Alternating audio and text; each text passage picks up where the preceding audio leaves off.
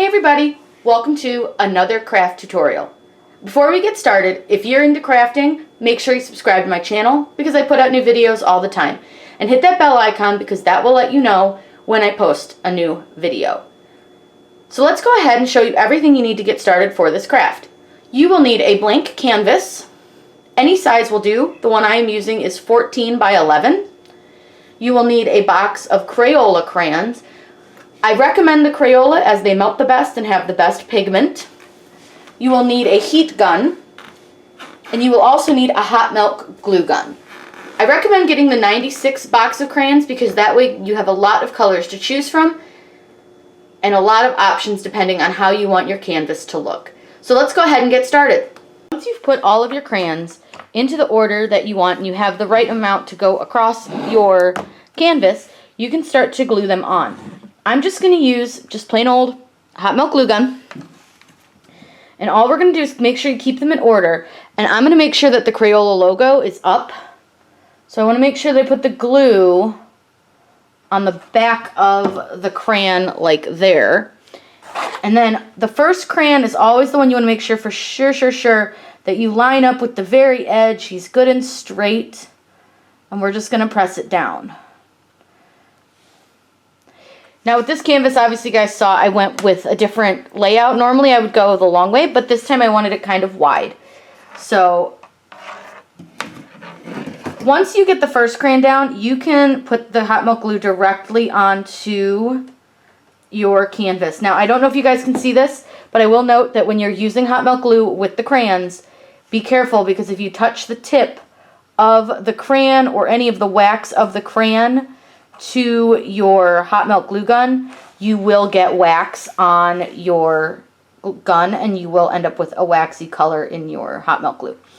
I don't go all the way down the crayon. I only go about 3/4 of the way, and then I set the crayon down. I do this a little bit easier, I find, than actually putting it on the crayon. I burn my finger less, and I find that I end up with less chance of me putting my crayon the wrong direction, because like I said, I like to have my Crayola logo on the front top.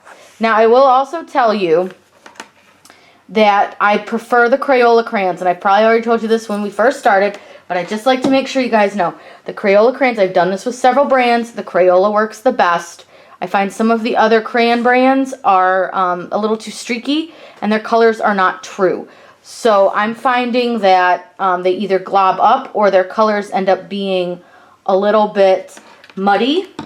So if you had like a yellow, you'd get some streaks of orange and green and stuff in it because their colors just aren't as mixed.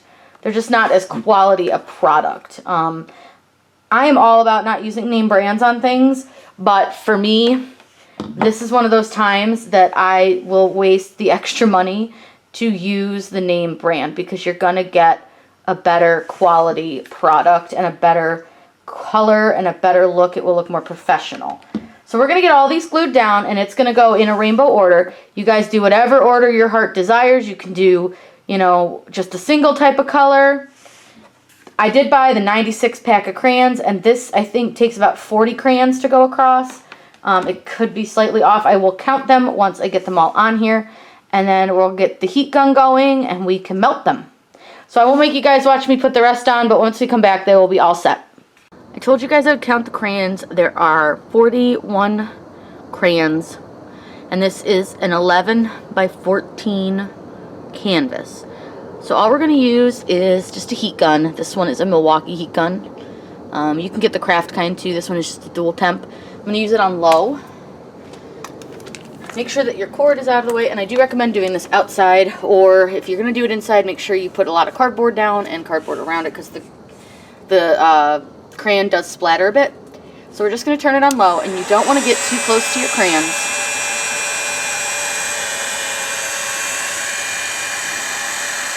There's a fine art to this, and I actually need to angle this just a little bit more. You want to make sure that it's angled so that when they drip, once they start to melt, that they'll drip down your canvas. And I might actually have to up this to the high temp because it's pretty cold outside this morning. So I'm going to go ahead and up that to the high temp.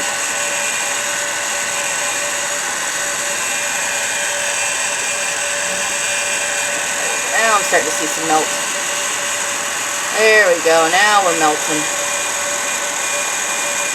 There is no rhyme or reason to how you guys do this. You guys can melt them all the way down to the bottom. You can melt them halfway down. It's however you want your design to look. But don't get your heat gun too close because you'll get a lot of splattering from your crayons.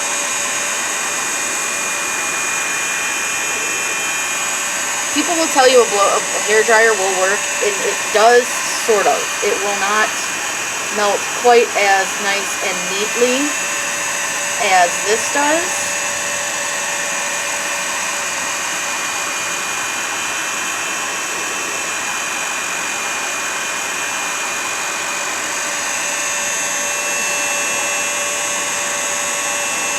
And if you see a spot that maybe isn't melting as much as you would like, you can just concentrate on that spot. But don't put your heat gun onto the part that's already melting down the canvas. If you do, you will end up with splatters. You will end up with just a big, giant mess. So I will say I do not recommend doing that. Just hold it on the crayon if you want it to melt a little bit more. I did not do anything to the canvas to prepare it as far as melting is concerned or putting any of the paint down. All we did was just put the crayons on it. So I usually just kind of melt them until I like the way they look on the canvas. And I can tell that the pink is melted a lot, so we're going to concentrate more on these yellows and the greens and the blues. They're not quite as down far as I would like them to be. And you can see the more you concentrate on the color, the thicker your lines are going to get. So you can see now the blue and the green, I've got really thick, heavy lines. Because if you heat them a lot, see how it just pours off? That's going to give you those thick, thick lines. But you got to watch, because you don't want to end up with like a flat crayon. You also don't want your color to be all one color. Just going to get a little bit thicker out of these pink ones. I like these pink ones on the end to get a little thicker, but alright, I think we are good. Now because it's wax, it will dry pretty quickly. As you can see, I got it all over my driveway, and that's okay. It's just concrete, it'll come off. But that's why I tell you guys, make sure you don't do this in your house, because it does make a big mess. So let's let this dry up, and then we'll come back and I'll show you it all completed. And here is the finished product. It came out really cute. I think that I did the rainbow backwards, but does it really matter? No. All that matters is that you like your own art. You guys can be super creative with these. You could do this just all in hues of blue, hues of red, whatever you want to do. I just like to do the rainbow. Super easy, just a few pieces that you need. If you guys have any questions, let me know down below in the comments. I'm always happy to answer those for you. If you're looking for any tutorials, also let me know that down in the comments. I hope you guys had a fun time learning how to do this. Make sure you subscribe to my channel. I put out new videos all the time. Hit that bell icon because that will alert you to when I post a new video. I hope you guys have a great day.